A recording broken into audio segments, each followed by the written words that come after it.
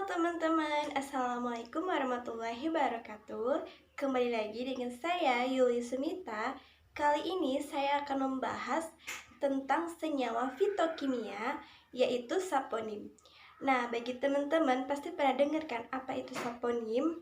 Ataupun teman-teman yang belum pernah dengar apa itu saponin, simak terus ya videonya, jangan di-skip. Oke teman-teman, nah saya akan membahas yang pertama apa itu saponim, dan kedua apa jenis-jenis saponim, dan ketiga struktur senyawa saponim, serta yang keempat saponim dalam bahan pangan, dan yang kelima sifat-sifat saponim, dan yang terakhir manfaat saponim bagi kesehatan manusia. Apa itu saponim? Saponim adalah salah satu dari jenis glikosida yang umumnya dapat dijumpai pada tumbuhan. Saponim juga memiliki karakteristik pada bentuknya yang mirip seperti buih, sehingga ketika akan direaksikan dengan memakai air atau dikocok, kemudian akan terbentuk buih. Lalu buih itu akan bertahan dengan waktu jangka yang sangat panjang. Jenis-jenis saponim. Saponim yang pertama, quality saponim. Quality saponim memiliki campuran dari 3 atau 4 saponim. Yang kedua, alfalfa saponim, campuran dari paling sedikit 5 saponim. Yang ketiga, soybean saponim, terdiri dari 5 fraksi yang berbeda dengan sapogenin atau karbohidratnya atau dalam kedua-duanya. Struktur senyawa saponim. Berdasarkan struktur aglikonnya, saponim dibedakan menjadi 2 macam. Yang pertama, saponim strenoid. Yang kedua, saponim tripenoid. Kedua senyawa ini memiliki hubungan glikosidik pada atom C3 dan memiliki asal-usul biogenetika yang sama lewat asam mevalonat satuan-satuannya isoprenoid. Struktur senyawa kimia strenoid. Strenoid ini berbentuk saponin yang dimana disusun oleh inti strenoid C27 yang melibatkan molekul karbohidrat. Lalu pada strenoid ini dihidrolisis. Dalam adanya proses ini diperoleh sebuah hasil adalah satu aglikon yang dapat disebut sapogenin.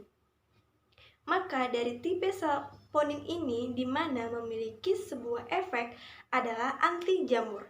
Namun efek yang terjadi pada hewan ataupun binatang yaitu dapat membantu mengarahkan adanya penghambatan terhadap tugasnya yang berlangsung pada otot polos. Lalu pada stronit ini diekskresikan jika sesudah dikoagulasi dengan asam glikotonida dan bakalan akan dipakai lalu dijadikan sebagai suatu bahan baku.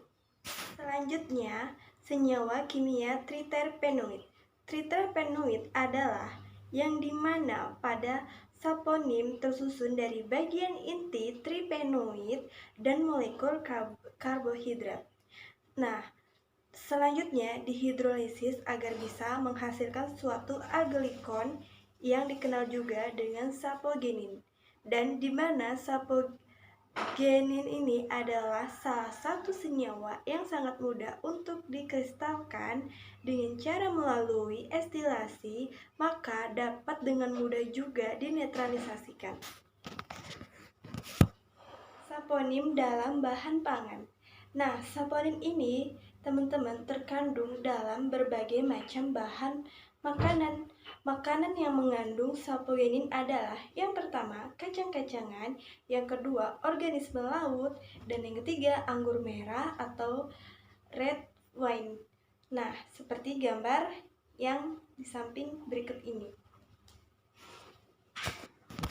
Sifat-sifat saponin.